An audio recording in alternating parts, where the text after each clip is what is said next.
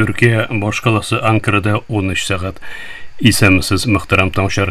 Бүген 2025 елның 4 июль җомга көн. Сез турыдан тур эфирдә Төркия авазы радиосының татар телендәге тапшырын тыңлыйсыз. Безнең программа 16 метрлык кыска дулкынның 17615 килогерц ашлыгыннан 42 дәрәҗә көнчыгыш юнәлешендәге Түрксат 3А һәм Түрксат 4А ярышлары белән www.trtdinna.com интернет адресы аша һәм кесе телефоннарының TRT Dinna таңна кушымтасыннан Voice of Turkey вот ис радио каналыннан тапшыла. Тапшыбызның бүгенге чаралышында соңгы хәбәрләрдән соң Төркиянең географик теркәлгән эшләмәләре программасы белән кызыклы темалар язмасын тәкъдим итәрбез.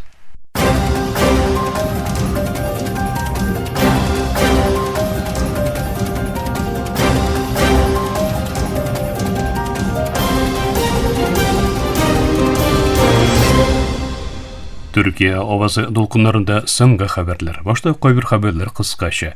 Израиль Газа күләмендә һөҗүмнәрен арттырган булса, 100дән күбрәк фәлистинне һәлак булган.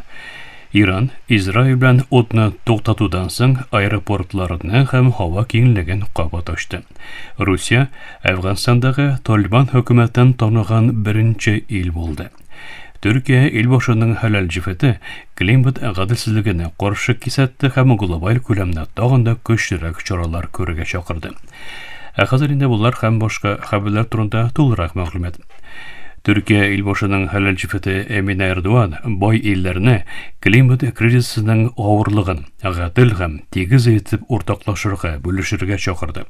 Кайбер илләрнең глобаль эмиссия өлеше 1%-тан әзрәк булуына карамастан, климат качаклары булу яки төп азык-төлек чыганакларын югалту кебек җимергеч нәтиҗәләр алдында торуын белдерде. Шушы гаделсезлекләргә каршы көрәш өчен халыкара хезмәттәшлек чакыруын ясаучы Эрдоган глобаль климат гамәленең актуальлыгына игътибарны юнәлтте һәм Төркиянең калдыксыз тормыш проектын гаделле һәм тотрыклы киләчәк җәһәтеннән мөһим адым буларак билгеләп узды. Русия Әфганстанның яңа тулы вакытлы илчесенең ышаныч хатын кабул итүен белдерде. Бу рәвешле Русия илнең Талибан хөкүмәтен таныган беренче ил булды. Русия тышкы эшләр министрлыгы Әфганстан Ислам әмирлеге хөкүмәтенең рәсми рәвештә танылуының ике ил арасында төрле өлкәләрдә конструктив ике яклы хезмәттәшлекнең үстерелүен тизәтәчәгенә ышануларын җиткерде. Әфганстан тышкы эшләр министрлыгы да бу адамның хезмәттәшлекне көчәйтәчәген һәм ике ил арасындагы мөнәсәбәтләрнең тагын да ныгытылачагын тәэмин итәчәген белдерде. Иран Израиль белән утны туктатудан соң һава киңлеген һәм аэропортларның күбесен кабат ачты. Иран дәүләт медиасы белдергәнчә, узган айда Израиль белән яшәнгән берлешләр аркасында тулысынча япкан һава киңлеген һәм һава мәйданнарының зур өлешен яңадан ачты. Дәүләт медиасына күрә, Иран Израиль белән яшәнгән берлешләр аркасында узган айда тулысынча япкан һава киңлеген һәм аэропортларның күбесен яңадан ачты. Иранның Ирна рәсми хәбәр агентлыгы атна кичен җиткергәнчә, Тәһранның Мәхрәбат һәм Имам Хümeyni халыкара һава мәйданнары белән Дөнья көнчыгыш, көнбатыш һәм көньягындагы башка аэропортлары инде актив һәм учышларга әзер вазгыятьтә. Рәсмиләр аскырма яхшылыклары әле дә дәвам иткән Исфахан һәм Тәбриздән кала учышларның җирле вакыт белән сәгать иртәнге 5 белән кичке 6 арасында башкарылуын белдерде. Иранның ярым рәсми хәбәр агентлыгы Тасним илнең һава киңлегенең моннан ары көндезге сәгатьләрдә халыкара транзит учышларга ачык булуын җиткерде. Израиль һава һөҗүмнәренең ракета ыргытылуы белән җавап бирелүгә сәбәп булганнан соң Иран 13 июньдә һава киңлеген тулысынча япкан иде. Ике тараф арасындагы утны туктату 24 июньдә гамәлгә кергән иде. Иран утны туктатудан соң көнчыгыш төбәкләрендәге һава киңлеген кабат ачкан һәм халыкара очышлар өчен ирешүне арттырган иде. Глобаль авиация картасы еллардан соң беренче тапкыр кинәт һәм чыгымлы үзгәрешләргә дучар булды. Һава юлы şirkәтләре очыш юнәлешләрен үзгәртергә мәҗбүр булды һәм бу да һәм йөртүчеләргә, һәм дә юлчыларга хис ителерлек дәрәҗәдә авырлык буларак тагын да озын сәяхәт вакытына һәм тагын да югары операция чыгымнарына сәбәп булды. Халыкара зур һава юлы şirkәтләре төбәктә арткан хәрби киеренкелек һәм ракета һөҗүмнәре тудырган рисклардан саклану өчен маршрутларын якын көнчыгыш һава киңлегеннән читләштерде.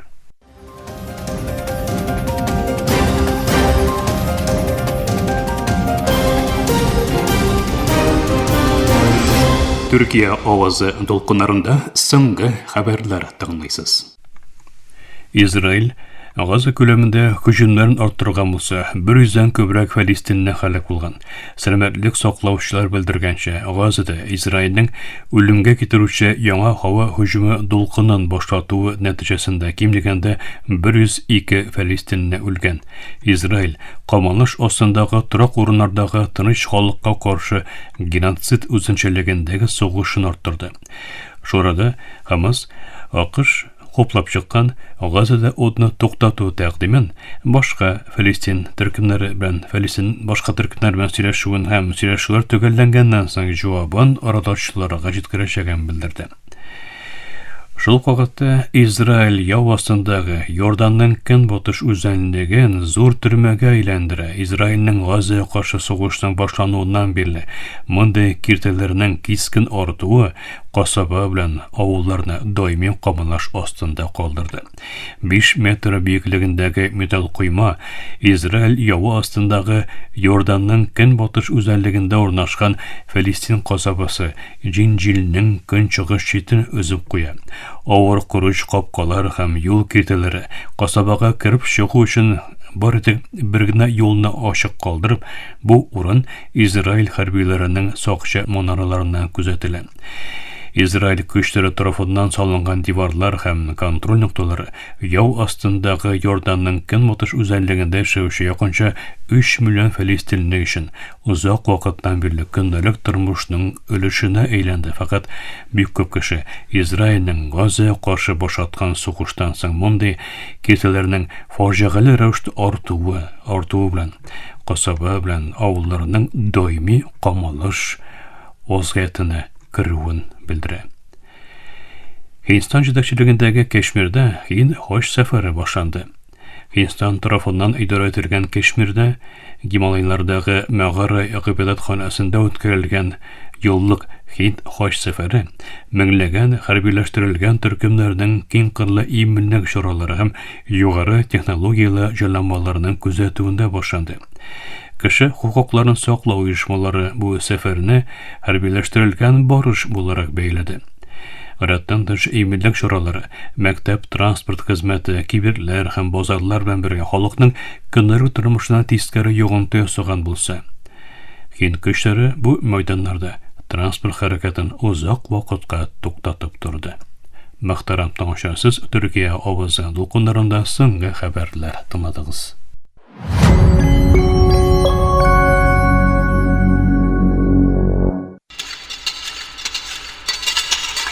Глобаль көч көрәшләре артында әз беленүче, ләкин критик сугыш кыры бар, сирәк очрый торган элементлар. Бу металларны күбебез күрми, фәкать заманча тормыш һәм хәрби көчне билгеләүче технологиялар өчен ваз кичилмәс булып торалар. Смартфоннардан алып F-35 хәрби очкычның консервативлык системаларына кадәр сирәк очрый торган элементлар көч бирә. Ләкин Америка Кушма Штатларының технологик көченә һәм дөньяның иң зур саклану бюджетына карамастан, ил чынлыкта бу минералларның якынча 80%-ында көндәше Кытайга бәйле.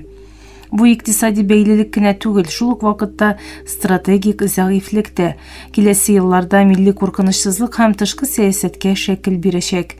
Бу программа TRT Global мәкаләләренә нигезләнеп әзерләнде.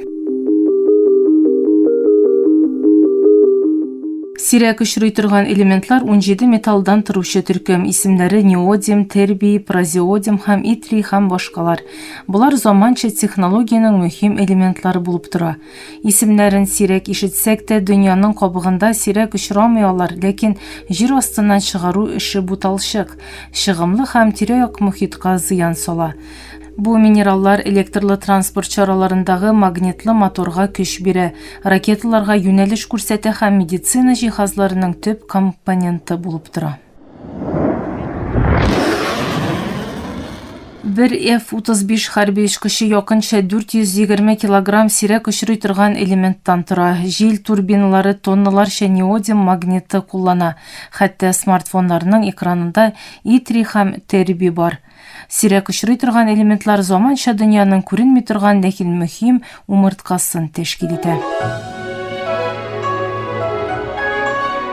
Кытайның бу тармакта хакимият кыруы очраклы түгел. 1980 еллардан башлап Пекин җитәкчелеге сирәк очрый торган минераллар сәнәгате һәм эшләнмәләре аскырмасына зур инвестициялар кертеп стратегик адым ясады. Көнбатыш илләре зур чыгымнары һәм мөхитка зыяны аркасында үз җитештерүләрен киметте. 2000 еллар башында Кытай түбән хезмәт хаклары һәм иркен экология стандартлары ярдәмендә җитештерү үз кыйммәтләрен зур үлчәмдә төшерә алды. АКШ корылмаларын яба башлады һәм Кытай эшкә кереште. Без җитештерербез диде. Калган илләр дә Кытай җитештерә икән җитәр дип уйлады ди товар белгече Джейсон Каплан. АКШ җитештерүдән чигенү белән Кытай сирәк очрый торган элементларны чыгару һәм эшкәртү форсатын бәяләде. Бу Пекин җитәкчелеге уңаена булды. Илләр АКШ урынына Кытайга бәйле хәлгә килде. Сирәк очрый торган элементларны эшкәртү токсик түгенте, радиоактив продуктлар һәм авыр металл кирлелекне тудыра. Ишке Монголия кебек төбәкләр бу барыштан җитди рәвештә экологик зыян күрде. Елгалар пычранды, иген басулар харап булды. Гренландиядагы Кавина Филд ятмасы янында яшәүче инуитлар һәм АКШтагы Навахо һәм Апачи халыклары тирә-як мөхитнең бозылуы һәм мәдәни тәэсирләр мәсьәләсендә борчуларын җиткерде. Бу вазгыятьнең тәэсирләре киң кырлы. Кытай 2010 елда Япония белән барлыкка килгән дипломатик кризис вакытында сирәк очрый торган элементлар экспортын туктаткач, бу минераллар артында торучы көч турында ачык юллама ясады. Охшаш рәвештә 2025тә Кытай электрлы транспорт чаралары, җил турбиналары һәм саклану технологияләре өчен әһәмиятле булган неодим һәм диспрозий кебек кайбер сирәк очрый торган элементлар экспортына контроль кертте. Rand Corporation'ның 2024 елга анализына күрә 90 көн генә дәвам итәчәк тәэмин итү чылбырын өзү АКШтагы саклану подрядчикларының 78%-ның җитештерү линияларын ябарга мәҗбүр калуына китерә ала.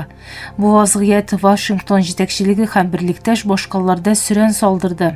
Дональд Трампның 2019 елда Гренландияны сатып алу мәсьәләсендәге бәхәсле тәкъдиме бу бәйләнештә тагын да мәгънәле хәл ала.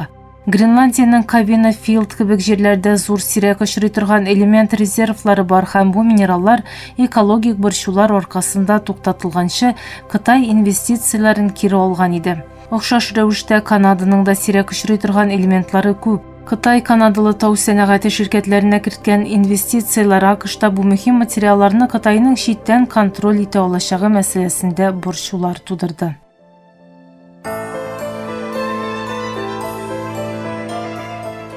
Шуны ассызыкларга телим, тәэмин итү чылбырының критик һәм беренче этаплары зур үлчәмдә Кытайда булса да, бу өлкә шул ук вакытта халыкара ширкәтләр һәм уенчылар белән тулган. Шул рәвешле илләр ара геосәяси көндәшлек булса да, эш дөньясы күзлегеннән карасак, бу чылбыр Кытай эчендә һәм читендә кытайлы һәм халыкара уенчылар бергә уйнаган интеграль структура. Бу да геосәяси киеренкелекне бәхәсләрне тагын да ныклы нигезгә утырту җәһәтеннән мөһим нюанс. Калкыну һәм чыганак куллану өлкәсендә геосәяси эшче доцент Джули Клингер бу буталчыклыкка игътибарны җәлеп итә. Геосәяси сүзләргә карамастан, тәэмин итү чылбырының икенче бүлекләрендә Кытайда бәйле булган халыкара ширкәтләр көчле рәвештә интеграцияләнгән. Бейлілікні кемету үшін ақш жерлі жетіштіріні арттыра. Техастағы раунд топ шахтасы кебек проектлар 2027 жылға қадар ақш талабының 20%-ын қанағатлендіруіні мақсат етіп қоя. Шахтада 16 түрлі элементтан тұрушы якынша 130 мың тонналық сирек ұшырый тұрған минерал резерві бар. Шirket шулай ук Оклахомада йылына 2000 тонна сирек ұшырый тұрған минерал ішкерті олашак. $100 миллион магнит жетіштіру құрылмасын түзей.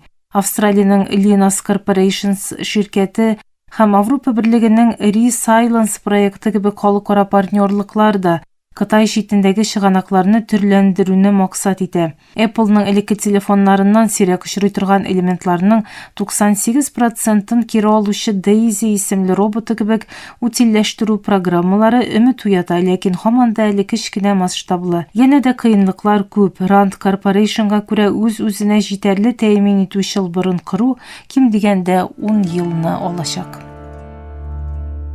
Сирәк очрый торган элементлар АКШ-Кытай көндәшлегендә яңа фронтка әйләнсә дә, бу хикәя тагында зур тарихи барышның өлеше булып тора.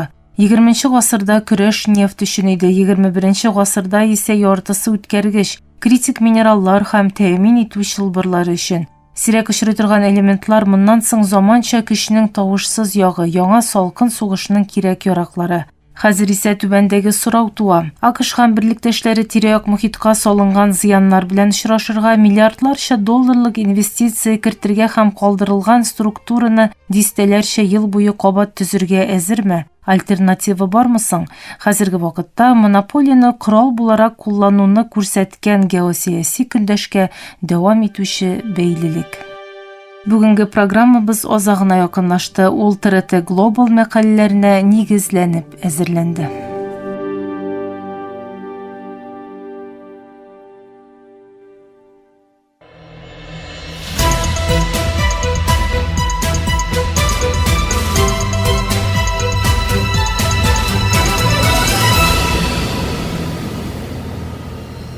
Төркиянең географик төркәлгән эшләнмәләре.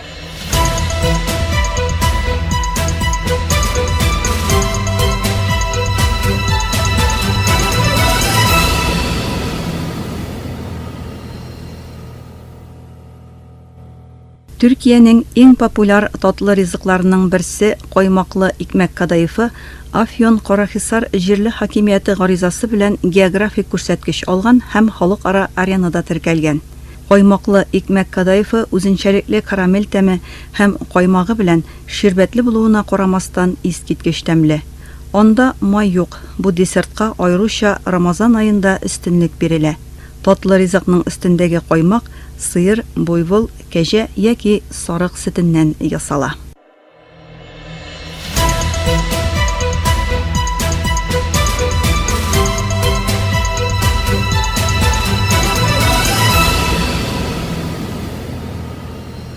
Төркиянең географик төркәлгән эшләнмәләре.